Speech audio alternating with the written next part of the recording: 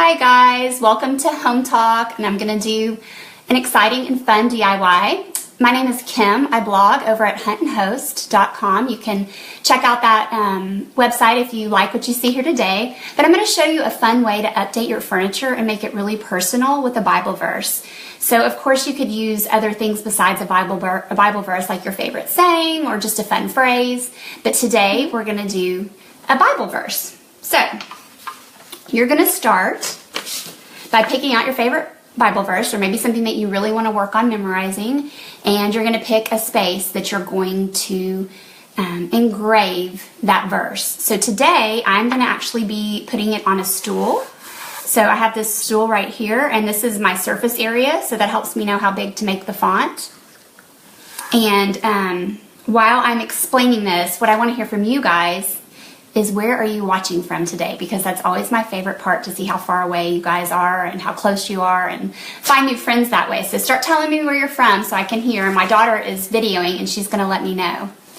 So today I picked Matthew 5, 14 through 16. And what I did is I just went online and I used just a Word document and typed this out. And then I printed a couple of size variations, you can see here, just to figure out which would be best to fit the surface area that I'm going to engrave today. And I picked this one. This is actually a font called Bradley HT. I think it just comes with some Microsoft Word. It's nothing super fancy. And I picked a 90-point font just for your reference. I don't think that's in the post that's on Hometalk, but just so you know that. And then you're just going to start off by, we have to get this onto our stool so that we can engrave it. And we're going to start off, I just folded this piece of paper to find the center of the words. Okay guys, May, are you going to tell me where people are coming from? We have people from Australia. That's so fun.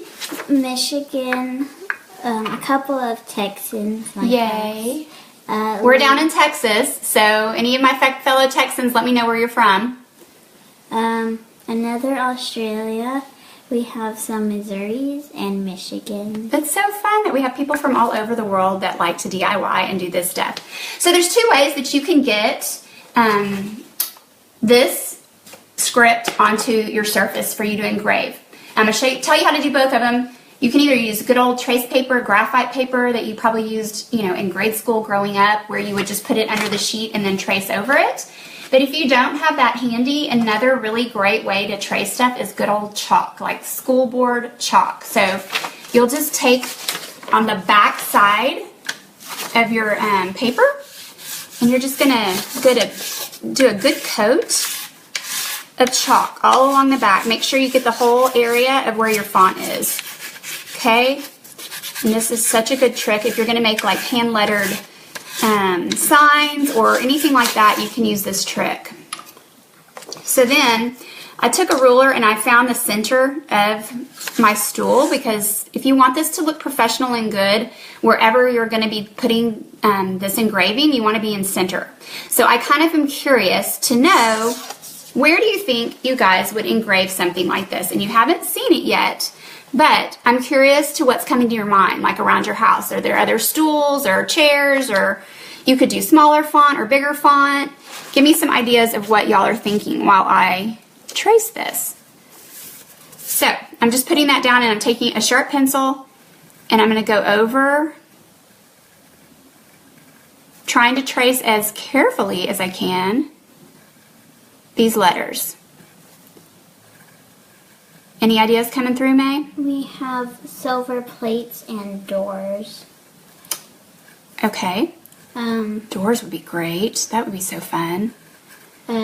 Chairs. Yes, I've done this once on the back of a chair. I think it'd be so pretty around the dining room table. You could even do like monograms would be pretty if you didn't want to do a big Bible verse, or if you have people pick their word of the year, you could pick your word of the year and do that on something. What else? What other ideas? I love to hear people's ideas. Kitchen cabinet. Oh, pretty. The side of a chest.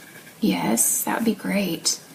Guys, everybody who comments today about where they're going to put, or where they would think they would put this engraving, is going to have a chance to win a tote from Hometalk, a free tote. So make sure you let me know what you're thinking about where you would put something like this in your house. And we're going to pick a winner by the end. You have to stay till the end to hear if you won a free tote from Hometalk. What I want to tell you real quick about this, and you can tell just by tracing it, is when you're trying to select your font and the size, you kind of have to really think out what you're going to do.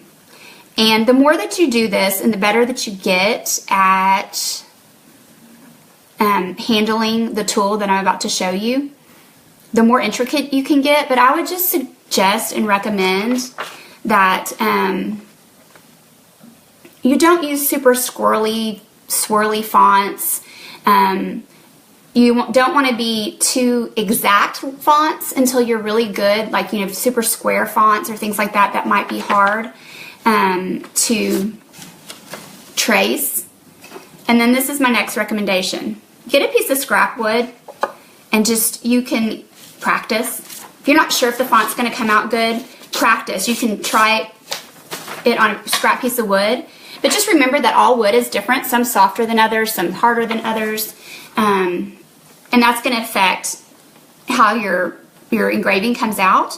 And you're just going to need to practice, and that's all it is. So before you go on your kitchen cabinets or something like that, you might want to just make sure and practice really good until you feel confident with a Dremel, which is what we're going to use today. I don't know, have any of y'all ever used a Dremel? Do you like a Dremel? It's a pretty cool tool. It's like a handheld tool, and it can do a lot of different things. It comes with tons of different tips, and I actually don't remember the number or the name of this tip. They have engraving tips that you can specifically get, but this is one that just came in my kit, and this is the box. This is the product that I actually am using today, and it comes with some various tips. I used one of the ones that's in here. It's written in my Hometalk post that I think they dropped a link to, so that you can tell exactly. But I'm just going to show you how I practice with it. It has a speed control. It goes faster and slower, like all the way up to fast, and you don't want to be that fast to start with. We're just going to do slow, and you're just going to hold it like a pen. I mean, that's really it. Because this doesn't have a point, I'm going to hold it at an angle. And I don't know if you can see, like, you're just going to practice. So, tell me what some other people are saying, May. Do we have any more? Dog houses. Oh my gosh, that would be so cute on our rabbit house. We have rabbits. That would be precious. Bed. Headboards? Headboards. Yeah. And bracelets. Ooh, cute. Does anybody have any questions so far? Are you close up, Miss Macy? Y'all, I just want to tell you about this stool. It's one of these, I think it was $15 at Walmart, that I stripped the orange, yucky orange color that the wood was, and restained to a dark color. And then I love this contrast of dark and light, and so when I'm finished, I'm just gonna leave it just like this, so that it's kind of raw wood with dark wood. But you could do this so many different ways. Like, if you wanted to paint it and then engrave through the paint, you could do that. And part of the reason I use the chalk instead of the trace paper is because this is such a dark surface. I felt like the chalk showed up a little bit better. How are we doing, May? Any questions? Nope. You guys, be sure to like Hometalk's page so that you can make sure and see other DIY lives that they do, because they do so many. During the week, there's tons of different people doing Hometalk lives that show you fun, cool stuff that you have the chance to ask questions and just to follow along. But if you're following them on Facebook, you're more likely to see it in your feed.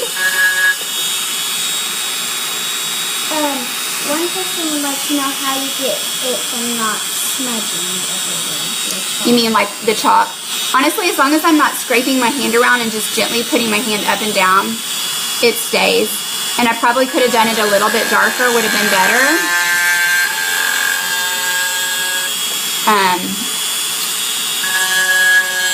The other thing about this is, for me, it doesn't have to be perfect. You're just going to kind of go with it. It's a little bit like your handwriting. You know, nobody's handwriting is perfect. Most people don't love their own handwriting, but somebody else does. Your kids are going to love it. Your grandkids are going to love it. And I feel the same way about this. What paper did you use? What kind of paper? Yeah. It's just printer paper from my computer. I literally just printed it off on the computer and put the chalk on the back of it. But here's the deal, guys. Don't beat yourself up if it doesn't look exactly like the thing that you printed, because nobody knows what you printed out but you. So give yourself some slack and just make it look the way you like it.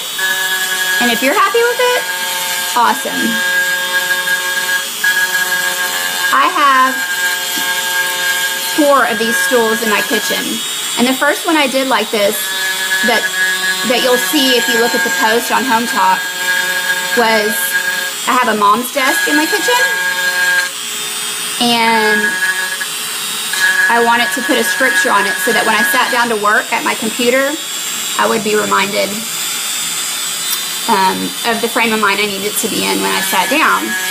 And then whenever I talked to the sweet, sweet ladies at Hometalk and we talked about doing this, I was just in the process of getting these 3 new stools to go at my kitchen island, which you could show them the kitchen island if they wanted to see it. It's right here. We're in the kitchen right now.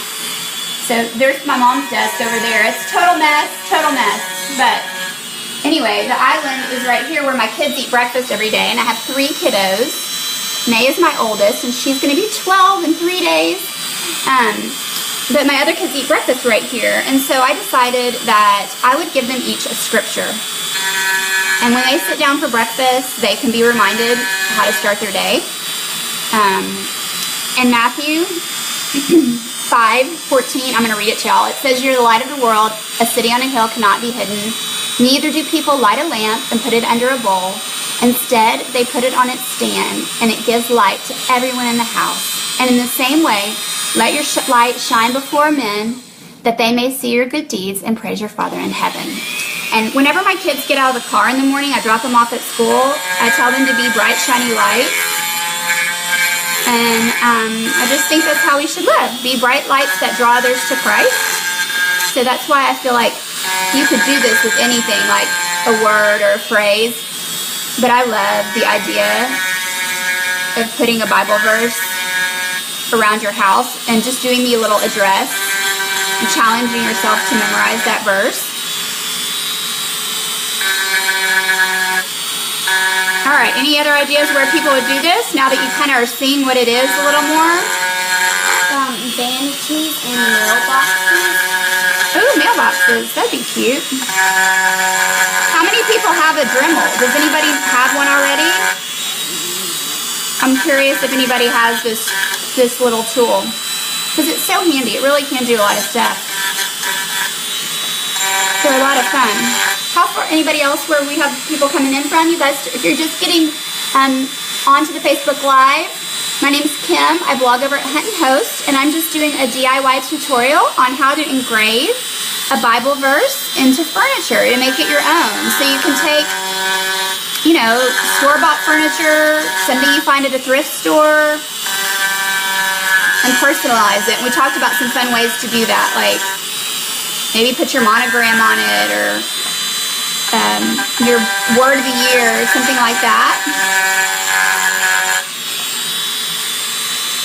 A lot of people have one, and they always say that they're worth the price, And they're worth the price, is that what they said? and they love them. Yeah. Once you get hooked on one, you can find a lot of different projects to do with them. You can use them for cleaning. I know that sounds weird, but you can like put pads on them that clean grout and tile and stuff like that. And I think a Dremel costs anywhere from like $75 to $100, so they're not super cheap, but they do have a ton of of uses. So So I'm almost done. And what I do is I just make my first pass like I've done today. And so now that I've got it, oh, here's another tool. I'm inside doing this, y'all. And you can see it's not super messy, but it is a little bit. So I put a tarp underneath me, and I'm just going to be able to pick that up and go outside and shake it out. So if you want to work inside instead of out, if it's cold where you are or too hot like Texas, maybe it's raining, this can still be an indoor project. So basically, I'm going to go through and just clean up. And you can see on the edge, it's basically just like sandpaper. And so I just knock off some of this extra wood, make some of the places a little fatter, just to have added influence in the curves of the letters. Any more thoughts on some fun ideas of where to engrave a Bible verse? Because remember, if you give me your ideas, you're entered to win a free tote from Hometalk. They're going to let us know the winner in just a minute. Jewelry boxes. Ooh, I love jewelry boxes. And you know, you can find those at thrift stores. And those are such a good DIY project to repaint and make your own. How deep are you going into the wood? Can you get close? It's not very deep. I mean, I don't know exactly what depth to tell you, but it's not super deep. And you can go deeper. That's kind of what I do on my second pass. The first one's sort of getting the footprint down, if you will. And the second one, because I don't want to wipe away all the chalk that I had the first time, so I just kind of go over it once. And then this second pass is where I really emphasize and cut off the wood, maybe make some daintier lines, clean up my lines. But you can see how you don't want to do a super swirly font. You don't want to do anything that's too exact, because unless you're really good at this, which, I mean, I'm not. I've done it a couple of times, and you learn every time you do it. But it just, to me, it's more freedom if you're not doing something super intricate. I have tried before, and it's hard to do, even if you can have a steady hand. But you just hold this, oops. Here's the deal about that too. Look, I just nicked right there. So what I can do is with a Q-tip, go back in and restain that spot, and you'll never even see it. So you have room for error. It's definitely a little bit forgiving. And if you're painting something, you would be able to go paint that and fill it in. So does that make sense? Is there any other questions come in? No, but everybody would like to put them on coffee tables and kids for their babies. Good. Well, it sounds like people are liking this. If you like this, you should send little hearts. Those make us all happy. It makes us feel like you really like what we're doing. So send some love, send some hearts if you like this project and you think that you might try it. How many people are going to try it? I'm always curious. The hearts are coming in. Thank you all. Yay! That makes me feel good. I mean, y'all see how easy this is. I know it sounds kind of hard when you think, oh, I'm going to engrave furniture. I don't know how to do that. I think that's my favorite thing about why I DIY and tell people how I do it, is because, y'all, if I can figure it out, you can too. You know, just try stuff. None of this is that big of a deal. If you mess up, you mess up. It's not going to be the end of the world. And it's fun. It's fun to teach yourself a new trick. I've been thinking about that a lot lately. It's fun to teach an old dog new tricks. I think I feel like an old dog sometimes. So I don't know if there's any other old dogs out there with me, but you can do this. Do you put a clear varnish on your stove? I'm a big fan of wax. So I use a clear wax. It gives my furniture just like not a glossy, but just a little bit more than matte finish, like almost like an eggshell type finish, and it protects the wood. And it's one of those things that you just put on with a brush and then you buff it. I use Annie Sloan's wax a lot, but you can use it's like a paste wax, I guess some people would call it. I don't have it with me right now to show you, but it comes in a can, and you just put a little bit, and then you buff it on. And to me, I love that finish, so that's what I usually use on all my furniture. But that's a great question. And when I'm done with all of this, I will definitely put a sealer on it, a wax sealer. And wax is one of those things you can reapply as you need to.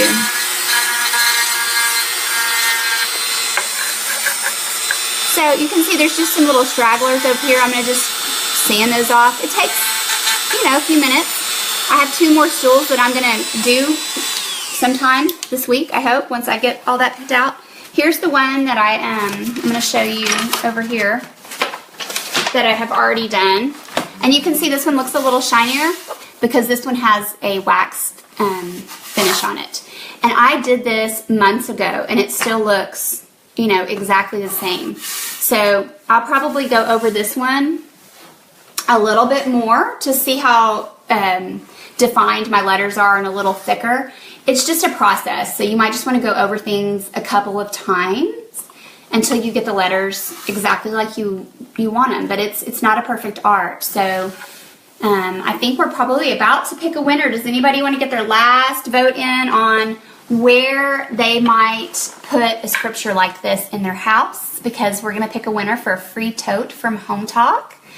And are there any other questions that want to come in? The winner of the competition is Amber Harris for her idea. Okay, Amber Harris, you won a free tote from Hometalk. So they'll be reaching out to you to get your address. That's so exciting. You guys, there's going to be another DIY tomorrow on Hometalk at 1 o'clock Eastern. So I hope that you will tune in. And remember, my name is Kim. I blog at Hunt and Host.